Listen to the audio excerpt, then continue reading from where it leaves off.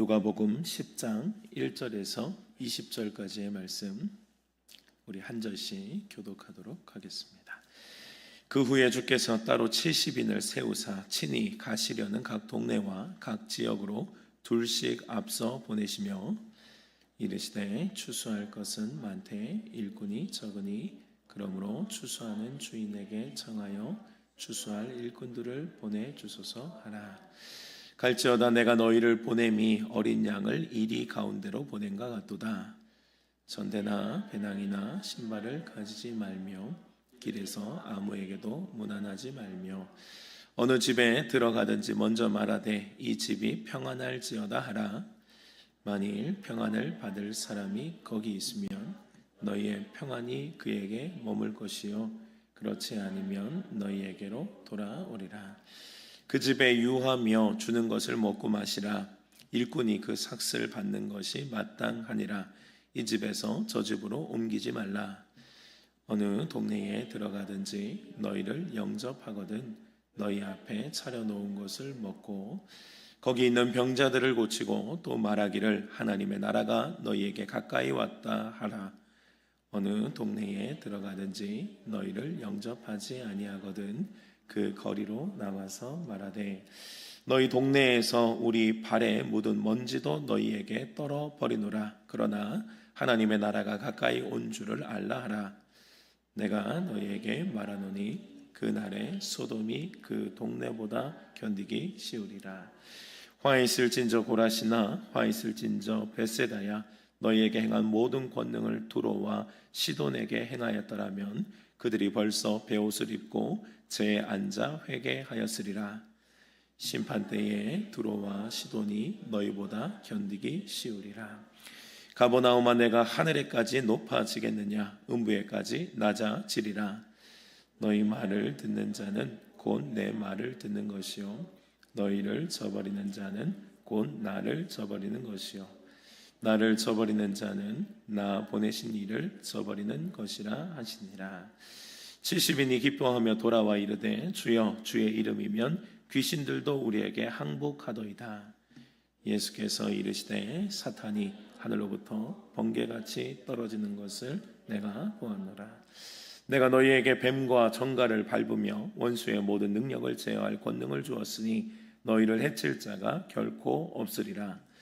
그러나 귀신들이 너희에게 항복하는 것으로 기뻐하지 말고 너희 이름이 하늘에 기록된 것으로 기뻐하라 하시니라. 아멘.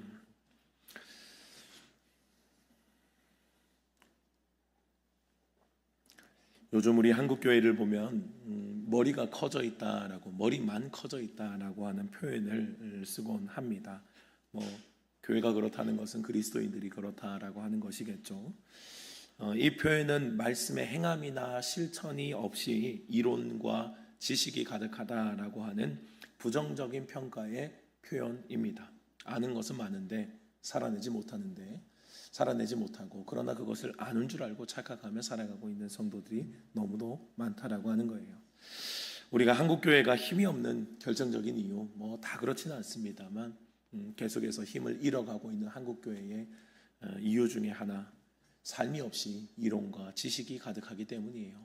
결국은 신앙생활은 여러분 이론이 아닙니다. 삶이라고요.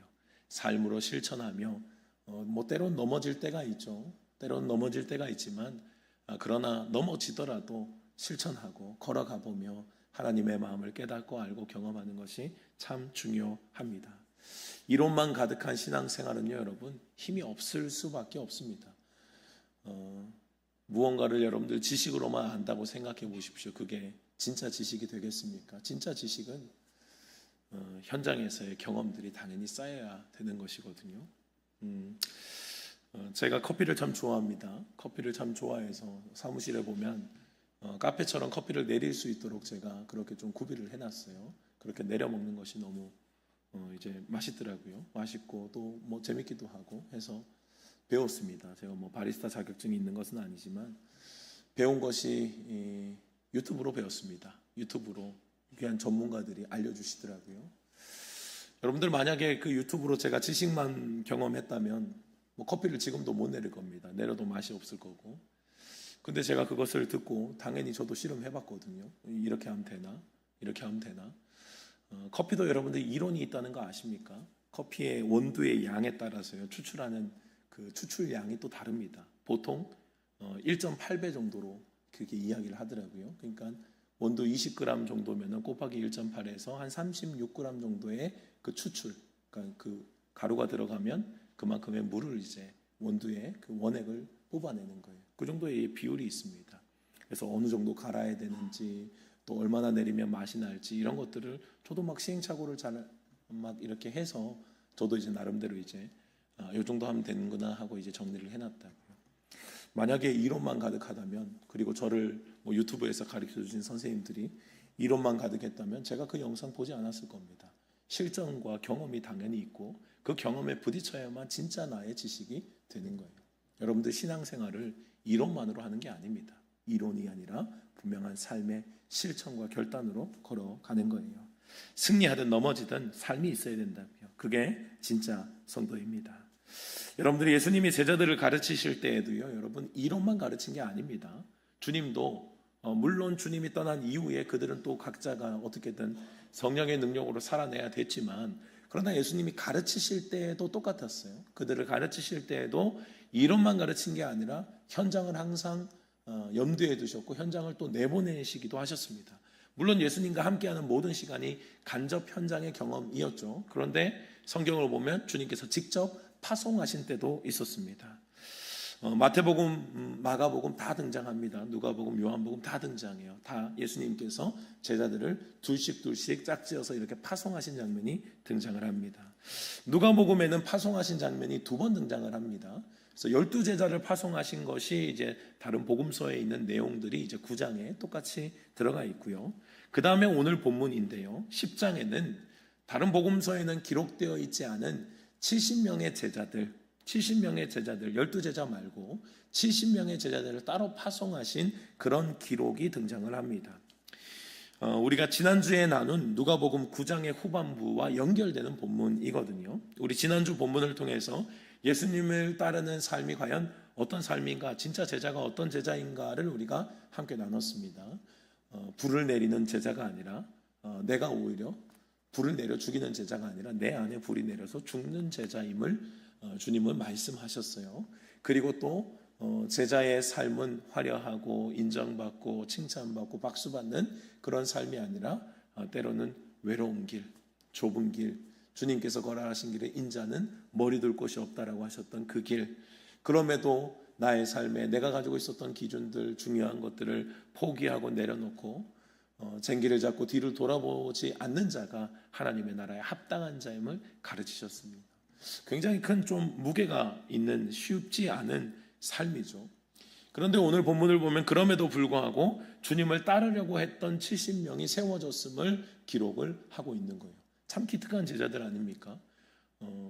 오병이어의 기적 다음에 나를 따르면 이렇게 잘 먹을 수 있단다. 그러면 이제 허다한 무리들이 막 몇만 명씩 따라다니는 거죠. 근데 주님이 참 무게 있는 말씀을 하셨거든요. 쉽지 않단다, 어렵단다, 머리 둘 곳이 없단다, 손에 쟁기를 잡고 뒤를 돌아보면 안 된단다. 때로는 가정도 하나님 나라보다 앞서서는 안 된단다. 뭐 이런 것들을 주님 말씀하시는데 네 주님 제가 한번 해보겠습니다. 그랬던 제자들이 여러분들 오늘 본문에 이어질 때에 70명이 있었다는 거예요. 얼마나 감사한 일이에요. 그죠? 그럼에도 불구하고 주님 앞에 따르기로 결정한 제자는 참 귀한 사람들입니다.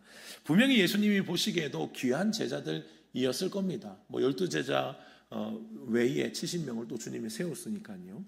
그런데 예수님은요 이들을 인정해 주시고 귀하게 대접하시고 보호하시고 품에 안고 이제 얼싸안고 그냥 이렇게 계시는 게 아니라 그들을 어떻게 하셨어요? 오늘 바로 파송하시는 거예요. 세상을 향해서 바로 파송할 수 있도록 세상 가운데 나아가도록 주님께서 그들을 보내십니다. 이들을 오히려 보호받지 못할 어두운 세상으로 보내셨다고요. 여러분들이 예수님의 제자는요 우리가 생각하고 기대하는 것처럼 따뜻한 온실에서 그렇게 보호받는 사람들이 아님을 알 수가 있어요. 오히려 반대입니다. 주님이 오히려 우리를 어두운 세상, 힘든 세상, 눈물의 세상, 골짜기의 세상으로 자꾸 내어 보내시는 거예요. 어두운 세상으로 우리가 보냄을 받았다는 사실을 여러분도 우리가 잊지 말아야 됩니다. 오늘 본문에서 예수님께서 70인을 파송하실 때 보면 어두운 세상이 힘들 거라는 것을 그것을 모르는 주님이 아니세요. 주님이 파송하실 때 주님의 마음이 어떠했냐면 내가 너희를 보냄이 어린 양을 이리 가운데로 보낸과 같다라고 표현을 하시는 거예요. 이 주님의 솔직한 마음이셨어요. 내가 너희를 보내는 것은 마치 어린 양을 이리 가운데로 보내는. 여러분들 이게 상대가 되겠습니까? 어린 양을 이리로 보내면 틀림없이 어린 양이 잡아먹히죠. 근데 그 가운데로 보낸과 같은 주님의 심정을 일단은 말씀하는 거예요. 우리가 어두운 세상을 이길 수 있기 때문에 주님께서 우리를 막 보내신다. 그러니까 어린 양이 이리를 상대하기 때문에 보내신다. 이게 아닌 거예요. 주님의 마음이 그곳에 있기 때문에 우리가 있어야 할 자리가 그곳이기 때문에 우리가 막 우리들끼리 서로 말이 통하고 감정이 통하고 믿음의 언어가 통하는 사람들끼리만 있는 것이 아니라 세상 가운데 나아가야 되는 것이 우리의 마땅한 삶의 행함이기 때문에 주님은 이리와 같은 세상 속으로 어린 양과 같은 우리들을 보내신다라고 표현을 하시는 거예요. 여러분들 독수리가 새끼를 키울 때 때가 되면 새끼를 둥지에서 밀어낸다고 잘 알려져 있죠. 위험하다는 거 몰라서 그렇습니까? 아니에요. 위험하기 때문에 내보내는 겁니다.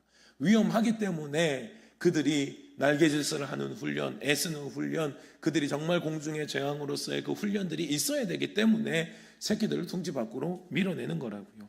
위험한 세상을 살아가기 위해서는 그것이 필요한 거예요. 위험하기 때문에 오히려 그 둥지를 밀어내는 훈련들이 필요하다고요. 여러분들, 예수님이 사랑스러운 제자들을 세상에 보내시는 것이 그와 같은 거예요. 결국에는 그 위험한 세상에서 살아야 된다고요. 어두운 세상에서 살아야 된다고요. 짧은 우리의 인생이긴 하지만 그러나 주님께서 우리에게 허락하신 시간 동안 우리는 이곳에서 살아야 되는 거예요. 어두운 세상 가운데서 살아야 되는 거예요. 거기를 외면하고 살아갈 수 없어요. 변화산에서만 살 수 없다고요. 변화산에서 내려가야 된다고요. 세상 사람들과 함께 어두운 세상에서 우리가 어떻게든 비비며 살아가야 되는 거예요. 그렇기 때문에 주님은 사랑하지만 오히려 어두운 세상을 보내시는 겁니다. 여러분들, 아까 말씀드린 대로 양은 이리를 절대로 이길 수가 없어요. 이미 태어나면서부터 양은 이리를 이길 수 있는 존재가 아닌 것으로 태어납니다. 이미 시작부터 불가능한 싸움이라고요. 그런데 이길 수 없는 불가능한 싸움을 왜 주님께서 그렇게 우리를 내보내실까요? 여러분들, 우리가 기억해야 될 것이 있어요. 특별히 양은요. 양은 이 예수님께서 비유로 양을 비유로 하셨잖아요. 양은요, 혼자 못 살아요. 양은 그래서 꼭 혼자 사는 양이 아니라 양의 옆에 보면 꼭 목자가 있다는 거예요. 그러니까 양을 이리 가운데로 보낸과 같다라고 하는 말은 어떤 의미겠습니까? 사실은 양의 싸움이 아니라는 거예요. 이것은 누구의 싸움입니까? 목자의 싸움이라고요. 목자가 가서 싸우는 겁니다. 이리랑. 목자는 항상 위험한 동물들을 이길 수 있을 만한 지팡이, 막대기 이런 것들을 구비하고 있어요. 그래서 쫓아낸다고요. 다윗 같은 경우는요, 양을 물어갈 때 그 짐승의 입을 벌려서라도 양을 뺏어왔던 것이 목자였던 다윗의 삶이었다고요. 목자는 그런 거예요. 지킨다고요. 그러니까 여러분들이 이 싸움이 우리가 어떻게든 애를 쓰고 어떻게 들이박아서 어떻게든 이겨보려고 하는 싸움이 아니라는 사실을 알아야 돼요. 이것은 목자의 싸움이요, 하나님의 싸움이라고요. 전쟁이 여호와께 있음을 기억하시기 바랍니다. 그래서 우리는요, 그냥 가면 돼요. 그냥 주님이 보내시면 가면 된다고요. 내 싸움이 아니니까 가는 거예요. 가면, 보내셨으면 보내신 분이 싸우시는 거예요. 하나님이 싸우시고 부족하고 연약한 우리를 통하여서 하나님의 역사를 반드시 이루실 것입니다. 예수님이 70인의 제자들을 파송하실 때에도요, 아무것도 가지지 말라라고 하는 의미도 동일한 의미입니다.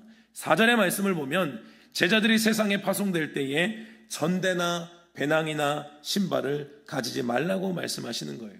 여러분들, 전대는요, 지갑입니다. 그리고 배낭은 여행자들이 양식이나 생활용품들을 그 안에 넣어서 가지고 다녔던 것으로 그렇게 알려집니다. 신은 맨발이 아니라 여분의 신이에요. 그러니까 신발이 좀 낡아서 떨어졌을 경우에 여분의 신을 신을 수 있도록 여행자들이 이 신발을 챙겼다고 합니다. 그러니까 모두 이 여행에서는 꼭 필요한 거예요. 생존을 위해서. 이 여행을 위해서는 꼭 필요하다고요. 그런데 예수님은 아무것도 가지지 말래요. 여러분들, 이 말씀이 어떤 의미겠어요? 내가 책임진다는 거예요. 보낸 사람이 책임질 거니까 너희는 챙기지 말라는 거예요. 주님이 보내신 자리에서는 누구를 의지해야 된다는 것입니까? 전대를 의지하지 말고, 배낭을 의지하지 말고, 신을 의지하지 말고 하나님을 의지해라. 오직 보내신 분을 의지하라는 주님의 분명한 말씀이셨습니다.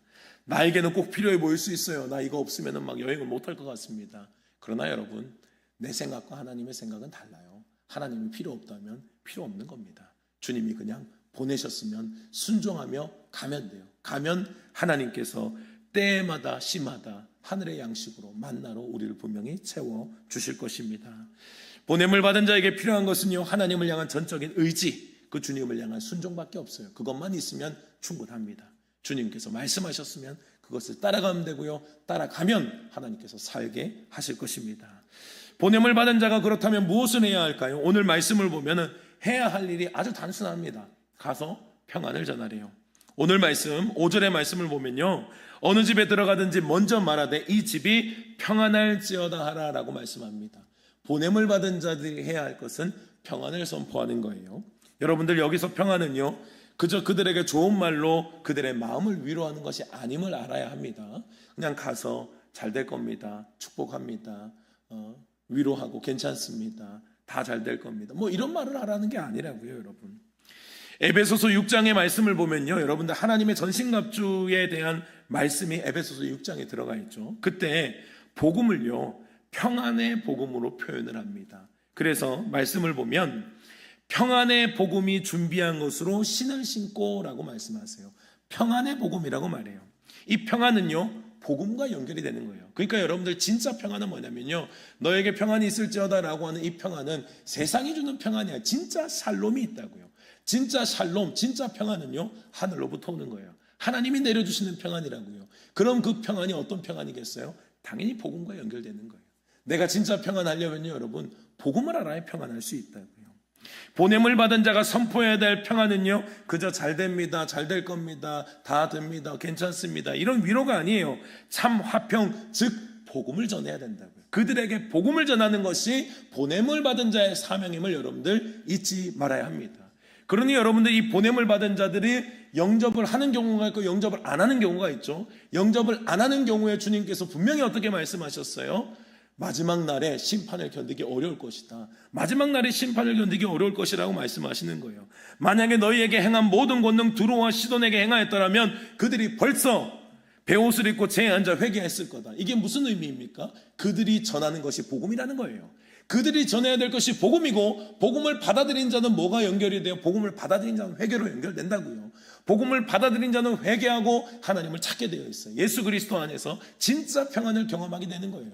근데 영접하지 않는 자들, 보냄을 받아들이지 않는 자들, 보낸 자들을 영접하지 않는 자들에게는 이 화평, 이 평안이 없는 거예요. 복음을 받아들이지 않으니까요. 여러분들, 하나님과의 화평이 진짜 평안이고 그것이 복음임을 기억해야 합니다. 특히 예수 그리스도께서 이 땅에 오셔서 완성하신 피의 복음이에요. 피의 복음. 십자가에서 당신의 죄는 사하여졌으니 예수 그리스도를 믿으라고 선포해야 되는 겁니다. 여러분들, 복음은 단순해요. 복음은 기쁜 소식이잖아요. 뭐가 기쁘냐? 내 인생에 이것이 도대체 왜 기쁜 소식이냐? 그들은 몰라요. 그러나 선포해야 되는 거예요. 당신을 위해서 예수 그리스도께서 죽으셨습니다. 당신의 죄값은 이미 십자가에서 치러졌습니다. 당신이 해야 할 것은 예수 그리스도를 믿는 것밖에 없습니다. 예수 그리스도를 믿고 하나님의 자녀가 되십시오. 여러분들, 이것이 분명한 복음이라고, 짧지만 강렬한 복음이라고요. 이 복음, 이 평안을 하나님과 막힌 그 죄의 담을 허물고 하나님과 화평하십시오, 하나님과 화목하십시오, 그것을 선포하는 것이 보냄을 받은 자의 사명이라고 하는 겁니다. 여러분들, 모든 사람은 영적인 존재입니다. 그래서 영적인 사람은요, 채워지지 않는 공간이 있어요. 내가 체험을 받을 수 없는 공간이 있다고요. 내가 아무리 이것을 해보고 자리에도 올라보고 많이 가져보고 누려보고 행복한 줄 알고, 그것을 가지면 행복할 줄 알고, 돈을 많이 가지면 행복할 줄 알아요. 여러분들, 돈을 많이 가진 사람들을 행복하고 만족하던가요? 돈을 많이 가진 사람들의 특징은 또 돈을 더 향해 가는 거예요. 좋은 것을 가진 사람이 좋은 것을 내가 가졌으니 만족합니다라고 이야기를 하는 거 본 적이 있어요, 여러분? 더 좋은 것을 향해 간다고요. 좋은 집에 살고 있으면 더 좋은 집에 살고 싶고요. 많은 걸 가졌으면 더 많은 걸 가지고 싶고. 여러분들, 세상에 그 끝이 없어요. 절대 만족과 참 행복이 없는 거예요. 그래서 그거 못 가지면 어때요? 불행해져요. 난 지금 가진 것만 해도 충분히 많은데 내가 가지고 싶은 저거 못 가지면 불행해진다고요. 그 정말 평안이 아니라는 거예요. 세상에서는 참 평안을 찾을 수 없어요. 모두에게는 영적인 본능이 있어요. 그들에게 필요한 것은 지금 잠깐 마실, 지금 목을 축일 한 컵의 물이 아니라고요. 영원한 생수의 근원이신 예수 그리스도가 필요한 것입니다. 예외가 없어요. 모든 사람은 반드시 이 갈증이 해결되어야 합니다. 그래서 여러분들, 복음을 가지고 보냄을 받은 자들은 이 평안을 선포하는 거예요. 너에게 예수 그리스도가 필요하다. 채워지지 않지. 마셔도 해갈이 되지가 않지. 오히려 바닷물처럼 더 갈급해지지. 너에겐 예수 그리스도가 필요하다. 여러분들 이것을 분명히 선포해야 되는 것입니다. 이 평안을 그들에게 머물 수 있도록, 이 평안이 그들에게 머물도록 해야 되는 거예요. 겉으로 보이는 문제에 자꾸 집중하면 안 돼요. 겉으로 보이는 문제는요, 영혼의 문제가 해결되면 겉에 있는 이제 많은 보이는 문제들이 자연스럽게 해결되는 경우가 있어요. 여러분들 우리가 성경 안에서도 주님께서 병을 고치실 때에 질병을 치유하거나 그러실 때 먼저 영혼의 문제를 터치하는 경우가 있어요. 그것이 뭐냐면 그들에게 믿음을 보는 거예요. 그들에게 믿음을. 그러니까 네가 믿느냐 자꾸 물어보신다고요. 주님이 그거랑 병 고치는 게 무슨 문제냐고요. 나를 믿느냐. 믿음과 병 고치는 게 무슨 문제예요. 그런데 여러분들 기적의 치유의 현장을 보십시오. 예수님께서 그들에게 요구하신 거 자꾸 믿음을 요구하신다고요. 자꾸 영혼의 것을 요구하신다고요. 그 영혼의 것이 치유되면 어때요? 육의 것이 따라오는 거예요. 그러니까 실로암 못에 가서 씻으라는, 실로암 못에 눈을 씻는 것과 눈을 뜨는 것 무슨 상관이 있어요. 그런데 그 행동에는 뭐가 들어있어요? 네가 믿느냐예요. 너가 정말 믿느냐. 그 진흙을 이겨서 침을 뱉어서 진흙을 만드셔서 눈에 발라요. 아니, 도대체 그거랑 눈 뜨는 게 무슨 상관이 있어요? 지금도 그럼 진흙 발라서 눈에 하면 눈 다 떠집니까? 여러분들 그거 아니라고요. 실로암 못에 가서 씻으면 그럼 실로암 못을 어떻게든 찾아가지고 씻으면 다 눈이 떠집니까? 그거 아니라고요. 예수님께서 그를 보내시는 거예요. 네가 믿느냐는 거예요. 그때 믿음이 될 때 어때요? 영혼의 문제가 해결되면 육의 문제가 해결된다. 여러분도 보십시오. 반드시 영혼의 문제는 육의 문제와 연결이 되어 있는 경우가 굉장히 많아요. 그래서 육의 문제에 집중해야 되는 것이 아니라 뭐의 문제예요? 영의 문제에 집중해야 된다고요. 오늘도 말씀을 보십시오. 예수님께서 평안을 받을 사람이 있거든 그곳에 머물라고 말씀하십니다. 이 말은 그곳에 머물면, 복음을 가진 자가 머물면 뭐 하겠어요? 그를 가르치고 말씀으로 간증하고 그들을 다시 일으키지 않겠습니까? 주님은 그 역할을 하라는 겁니다. 그리고 그들에게 대접을 받으라는 거예요. 먹고 마시면서 그 집에서 그들을 가르치고 그들을 다시 세우라고 주님이 하시는 것입니다. 그리고 9절의 말씀을 보면요, 거기 있는 병자들을 고치고 라고 말씀하시는 거예요. 그러니까 여러분들 여기에 있는 병자들을 고치는 것이 먼저입니까? 아니면 영접한 것이 먼저입니까? 보냄을 받은 자들을 영접한 것이 먼저인 거예요. 보냄을 받은 자들을 영접할 때에 그들이 차려준 것도 먹고 쉬기도 하면서 그러나 그들에게 전해야 될 주님의 복음을 잘 가르치고 양육하면서 거기 병자가 있거든. 병자도 고쳐주라는 거예요. 영접한 자에게 주시는 하나님의 은혜이심을 여러분들 믿으시기 바랍니다. 육의 문제가 먼저가 아니고요, 여러분들. 영의 문제가 먼저예요. 영의 문제가 있을 때, 영의 문제가 해결될 때 육의 문제가 해결되는, 따라오는 하나님의 은혜가 있는 것입니다. 이 원리를 여러분들 잘 기억하셔야 돼요. 사랑하는 자여, 내 영혼이 잘됨 같이 뭐가 잘 돼요? 네가 범사에 잘 되고 강건하기를 내가 강구하노라. 여러분들 이것이 사랑하는 자를 향한 진짜 강구예요. 사랑하는 자가 영혼에 잘됨 없이 범사에 잘 되고 강건하면 됩니까? 그것만큼 저주가 없어요, 여러분. 나는 내 인생에서 이것만 잘 되고 저거 잘 되고 평안하고 형통하면 좋겠어요. 여러분들 근데 그게 진짜 행복이 아니라니까요. 진짜 사랑하는 자에게 줘야 될 것은 네 영혼이 잘 되는 거예요. 영혼이 먼저 잘 되는 것이 1번이라고요. 그 다음에 범사에 잘 되고 형통하기를 내가 간구하노라. 순서가 바뀌지 않아요. 영의 회복을 경험하는 자는 반드시 육의 잘됨을 경험합니다. 그러니까 우리가 육이 잘 되려고 자꾸 애쓰는 것이 아니라 영혼이 잘 되면 돼요. 영혼이 잘 되면 육의 회복과 은혜는 따라오게 됨을 믿으시기 바랍니다. 주님을 영접하는 가정, 주님을 영접하는 집에는 이러한 축복을 누리게 될 것이라고 말씀하시는 거예요. 여러분은 근데 주님께서 보냄을 보내시고 그들을 이제 파송할 때 다 영접하겠습니까? 사실은 더 많은 무리들이 영접하지 않을 것을 주님 알고 계셨어요. 그들을 위해서 또 말씀해 주시는 거예요. 10절에서 11절의 말씀, 그들이 영접하지 않을 경우에 어떻게 해야 될지를 알려주신 거예요. 예수님은 너희를 영접하지 않거든 발에 묻은 먼지도 떨어버리라고 말씀하셨습니다. 그리고 영접하지 않는 동네는 하나님의 나라의 심판을 견디지 못할 것임을 분명히 선언하시는 거예요. 여러분들 보냄을 받은 자는요, 권위가 어디서 시작돼요? 보냄을 받은 자는 권위는 보낸 자에 있는 거예요.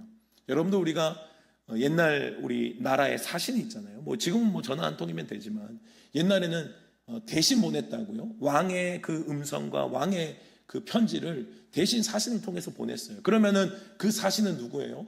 결국은 보냄을 받은 자이기 때문에 왕이라고요. 그래서 사신이 다른 나라에 가면 극진한 대접을 받는 거예요. 왕의 대접을 받는다고요. 왜요? 왕의 음성을 가지고 왔기 때문인 거예요. 여러분들 이게 보냄을 받은 자의 특징입니다. 보냄을 받은 자는요, 권위가 보낸 자에게서 시작이 되는 거예요. 우리를 누굴 보냈어요? 70인들을 누가 보냈습니까? 예수님이 보내셨다고요. 오늘 말씀 16절의 말씀을 보십시다. 16절의 말씀을 보시면 너희 말을 듣는 자는 곧 내 말을 듣는 것이요 너희를 저버리는 자는 곧 나를 저버리는 것이요 나를 저버리는 자는 곧 나 보내신 이를 저버리는 것이라고 주님이 말씀하시는 거예요. 그러니까 여러분들 이게 쭉 연결이 되는 거예요. 지금 예수님께서 제자들을 보내셨죠. 70인의 제자를 보내셨습니다. 그러니까 그 권위가 누구에게 있어요? 예수님께 있는 겁니다. 예수님은 누가 보내셨어요? 하나님이 보내셨다고요. 그러니까 그 권위가 하늘로부터 계속 연결이 되는 겁니다. 그러니까 보냄을 받은 자가 지금 누구의 권위로 갑니까? 하나님의 권위로 가는 거라고요. 그러니까 그들을 영접하지 않는 것은 하나님을 영접하지 않는 거예요. 그들에게 심판날에 견딜 재간이 있습니까? 하나님께서 심판하시는데 거기에서 어떻게 견뎌내요? 제자들을 영접하는 자는 예수님을 영접하는 것이고 예수님을 영접하는 것 곧 하나님을 영접하는 것 모두가 연결되어 있다고요. 그러니 여러분들 하나님을 거부했으니 심판날에 견딜 수 없다고요. 그러니까 여러분들 보냄을 받은 자, 복음을 가진 자는요 당당하셔야 돼요. 복음을 가진 자가 왜 세상 앞에 주눅이 드느냐고요. 왜 세상이 가진 것을 보고 그들 앞에 못할 말을 하는 것처럼 작아져 있고 좀 나와주면 안 되겠냐, 비굴하게. 물론 그의 영혼들은 사랑해야죠. 끝까지 포기는 하지 말아야죠. 그러나 우리가 해야 될 당당함이 있다고. 날 보내신 분이 누군데요? 나를 누가 보내셨는데요? 큰 소리 치며 있는 거예요. 왜요? 나를 보내신 분이 있기 때문에. 그분의 자존심이 있는데, 그분이 보내신 분의 권위가 있는데 내가 왜 그분의 권위를 가지고서 내가 왜 그들에게 세상 앞에 작아지냐? 그럴 이유가 없어요. 저도 세종교회 안에서 세종교회에서 이렇게 숫자도 어쩌네 저쩌네 얘기하지만 저 당당해요. 어떤 큰 교회 목사님은 저 당당하다고요. 어쩌라고요? 주님이 보내시고 주님께서 저를 쓰시겠다는데 환경이 이런 거. 그럼 환경이 작다고 제가 작아집니까, 여러분? 작은 교회라고 제가 작아요? 누가 그럽니까? 작은 교회라고 내가 작다고. 여러분들은 큰 교회 목사와 작은 교회 목사를 다르게 대우할지 모르겠지만 그러나 저의 마음은 그렇지 않다고요.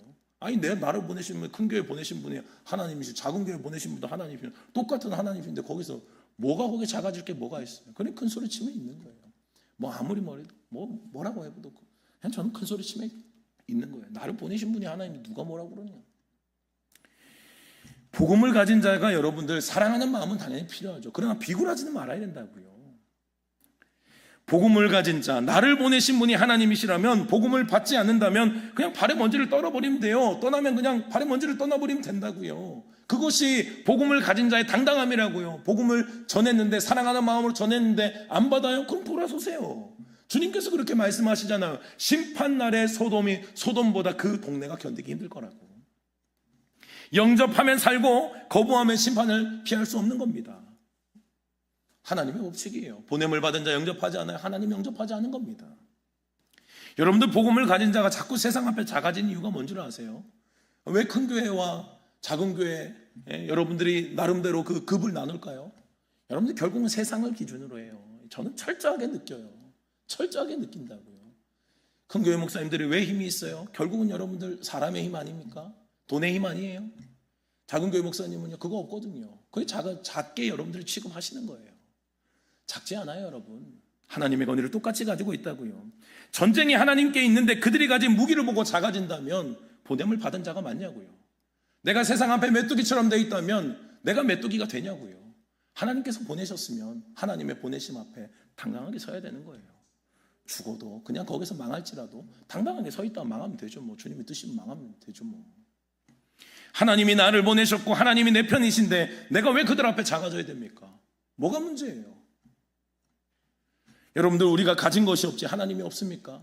세상의 기준으로 똑같이 보고 있는 거예요. 믿음의 사람들도 똑같은 세상의 기준으로 자꾸 급을 나눈다고요. 나도 그 앞에서 작아져 있는 이유가 뭡니까? 똑같이 세상을 기준으로 세상의 무기를 그들이 가진 거 보고 내가 가진 거 보면서 내가 작아져 있다고요. 여러분들 착각하지 마세요.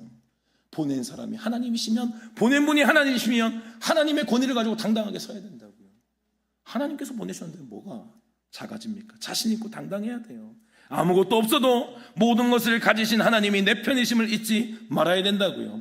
하나님의 전쟁이라면요 아무리 불리한 상황이라도 반드시 승리하게 하실 것입니다. 여러분들 오늘 16절과 17절의 말씀을 한번 보십시오. 16절과 17절 사이에는 간격이 있습니다. 주님께서 분명히 말씀하시고 권면하셔요. 그리고 그 뒤에 그들이 파손됐던 모양입니다. 그리고 파송된 이야기는 정확하게 기록은 되어 있지 않습니다만 17절의 말씀을 그들이 돌아와서 그들이 고백하는 게 있어요. 예수님의 실제적이고 구체적인 말씀을 듣고 보냄을 받은 70인들은요 놀라운 역사를 경험하게 되는 거예요. 말씀하신 그대로였습니다. 주님께서 말씀하신 그대로 하늘의 기적이 보냄을 받은 자에게 나타나는 거예요. 그들이 기뻐하며 돌아와 귀신들이 예수님의 이름으로 항복한 이야기를 자랑스럽게 간증한다고요. 여러분들 말씀을 믿고 말씀대로 나아갈 때 놀라운 하늘의 역사가 일어날 줄로 믿습니다. 믿는 자들에게만 이런 표적이 일어날 거예요. 믿는 자들에게 이런 표적이 따르니 곧 저희가 내 이름으로 귀신을 쫓아내고 새방언을 말하며 뱀을 잡으며 독을 마실지라도 해를 받지 아니하며 무슨 독을 마실지라도 해를 받지 아니하며 이런 말씀들이 어디에서 해당이 돼요? 여러분들 믿음이 있는 자들에게요. 믿는 자들에게 해당되는 거예요. 믿음이 없으면요 안 일어나죠. 왜 일어납니까? 주님의 권위와 주님의 능력을 가지고 가야 그것이 일어난다고요. 말씀대로 믿으면 반드시 일어날 줄로 믿습니다. 여러분들 오늘도 이 말씀을 붙잡고 나아갈 때 우리의 삶에 이러한 하늘의 역사가 일어날 줄로 믿습니다. 믿는 자들에게 일어날 줄로 믿습니다. 여러분들의 믿음에 일어날 거예요. 안 믿으면 소용없어요. 여러분 지식으로만 가득한 거니까. 지식으로 그치면요 여러분들 내 삶에 무기와 실제가 되지 못해요. 그것을 내가 진정으로 믿고 삶에 뛰어드느냐 부딪히느냐 그렇다면 능력은 나타나는 거예요. 여러분들 너무도 당연하지 않습니까? 나를 보내신 분이 누구십니까? 나를 누가 보내셨는데요? 나를 하나님께서 보내시지 않았어요? 내 뒤에 권위는 하나님의 권위 아닙니까? 하나님이 보내셨다면 나를 보내신 분이 주님이시면 당연하죠. 그것이 이상한 것이 아니라 특별한 것이 아니라 너무도 당연하죠. 하나님이 보내신 하나님의 능력이 나타나는 거죠. 양은 이리를 이길 수 없지만 목자는 이리를 넉넉하게 이깁니다. 하나님을 의지할 때 뱀과 정갈을 밟으며 원수의 모든 능력을 제어할 권능이 우리에게 있음을 믿으시기 바랍니다. 오늘 본문의 마지막을 보면요 제자들에게 있어야 할 기쁨을 강조하십니다. 제자들에게 있어야 할 기쁨이요. 여러분들 우리가 지난주의 말씀과 연결된다고 보시면 돼요. 제자들은 어떤 제자입니까? 하늘에 불을 내는 제자들이요, 화려한 제자를 인정받는 제자들이요, 세상에서 박수 쳐준 제자들이 아니라고 얘기하셨잖아요. 똑같아요. 여러분 제자들이 있어야 될 참 기쁨을 강조하세요. 제자들이 나갔더니 귀신들이 쫓아났습니다. 병도 고쳐졌겠죠. 하늘의 능력이 나타났을 겁니다. 그래서 제자들이 막 흥분해 있는 거예요. 막 우리가 주의 이름으로 갔더니 막 이랬습니다. 저랬습니다. 여러분들이 이 기쁨도 놀랍고 큰 기쁨이 맞아요. 그런데 예수님께서는 흥분해 있는 제자들을 향해서 진짜 기쁨에 대해서 다시 그들의 중심을 잡아주시는 거예요. 너희가 왜 보냄을 받았는지 그리고 너희가 무엇에 더 기뻐해야 되는지를 다시 중심을 잡아주시는 거예요. 여러분들이 20절의 말씀 우리 같이 한번 읽어보십시다. 20절의 말씀 함께 읽습니다. 시작. 그러나 귀신들이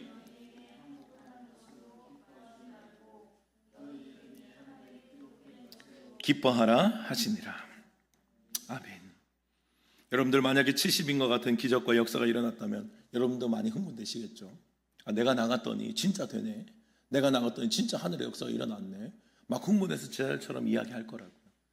그때 주님께서 말씀하시는 하나님의 정돈된 말씀, 예수님의 정돈된 말씀. 그러나 너희가 잊지 말아야 될 것이 있다. 그러나 더 큰 기쁨이 있다. 뭘 말씀해 주시는 겁니까? 진짜 기쁨이 너희 이름이 남이 기뻐하고 남이 병을 치유받고 남이 복을 받고 그게 아니라 너 자신이 너의 이름이 하늘나라에 기록된 것 그것만으로 기뻐하라고 주님께서 말씀하시는 거예요.